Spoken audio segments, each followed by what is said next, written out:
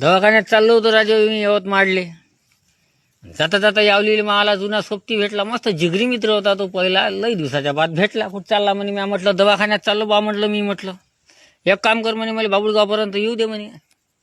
ठीक आहे, बसून घेतला त्याला गाडीवर आणि चाललो गोष्टी माता करत. गिमोना फाटा आला बुसूरचा, मला जायचं होती यवतमाळ, त्याला जायचं होतं तिकडे. एक काम करणं म्हणे, मला आता 1 किलोमीटर आहे म्हणे, सोडून दे म्हणे जरासा वस्तीपर्यंत जायचं आहे. म्हटलं ठीक आहे बा, काय याले नाही म्हणावं म्हणलं, सोडून देतो म्हणलं.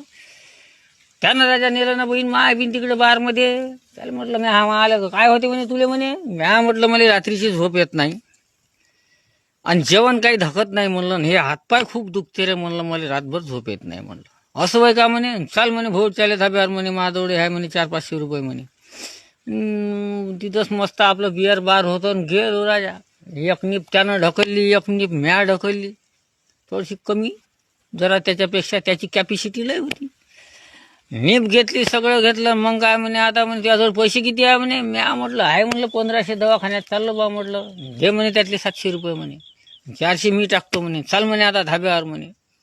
माय मन बसूरचं बदलून गेलो. आता जराशी अंगात आली चढली, मी त्याच्याच मागं लागलो. त्या माय गेलो, मस्त जेवण खावण केलं. त्याने दिले 200-400 रुपये, मी दिले 400 रुपये.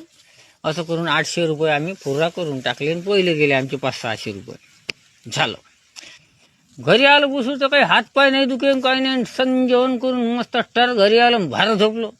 आणि दुसऱ्या दिवशी बहीण माय बिन हातपाय कसे दुखले काय कसं, जेवणही धकलं मला. मी म्हटलं बहीण हे तर भल्ली आयडिया आहे बसूरची. 200-250 रुपयाची 200 रुपयाची एक नीप मस्त आता संध्याकाळचा आणत असतो जेवायच्या अगोदर, घेऊन घ्यायची. मग बसायचं जेवणाच्या ताटावर, सरनाट बोळच्या 2-3 पोया ढकलून देतो. त्याच्यान हातपाय कुणीकडं गेले आणि काय गेले, डोकसं कुणीकडं गेलं, काही दुखून नाही राहिलं.